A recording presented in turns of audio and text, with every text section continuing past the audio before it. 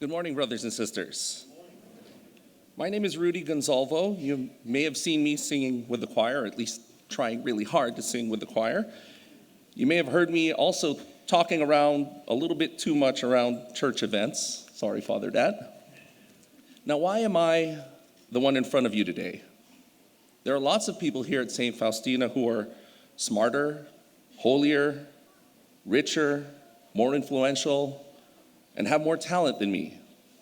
Well, I'm here because people who are smarter, holier, talented, etc., have asked me to say a little something about stewardship. When my family and I first moved to Houston, we only knew my sisters and my sister's family, the Alabastros.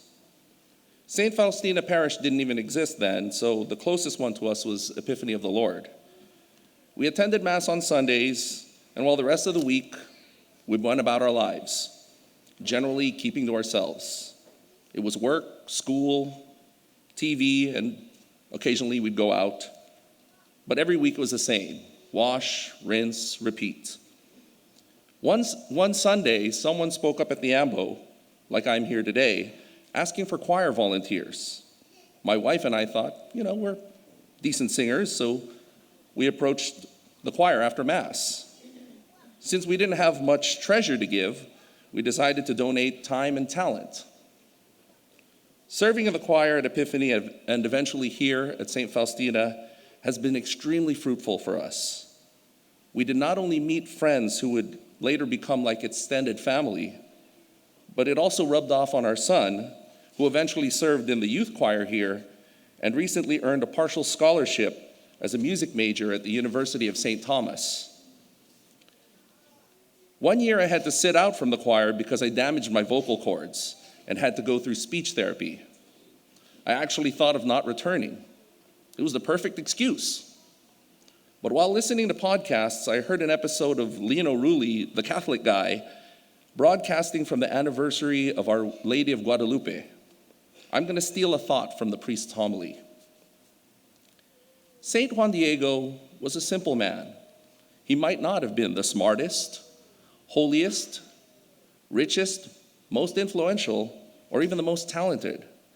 But God saw something in him, something that he probably didn't see in himself. Imagine if he felt so unworthy that he didn't answer God's call. So I had to return to the choir. In 2017, I went on the Acts retreat. It was nothing less than a life-changing experience. Little did I know that serving on the team would be an even more rewarding experience than attending it. I wish that I could tell you that after serving at church, I've become the perfect Catholic. God knows there's a ton of improvement needed. Just ask my wife. I can say, though, that my family and I are definitely better off. We've grown in faith and love.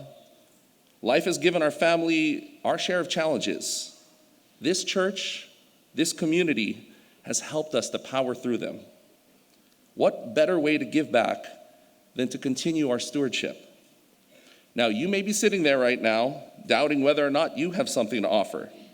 You may not be the smartest, holiest, richest, most influential, or even the most talented person.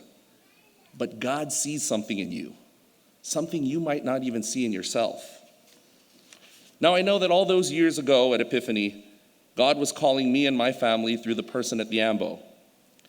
When God calls you, there's a reason.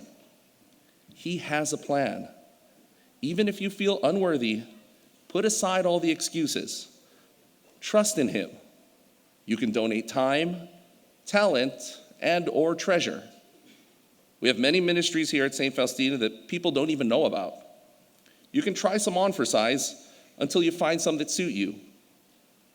Some of them, like the choir, will guarantee you seats at every Christmas and Easter Mass.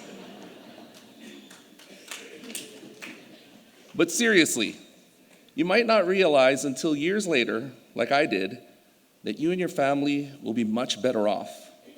At the very least, you'll make some good friends. I'm going to go back now and try my best to sing along with the choir. Thank you, and God bless you.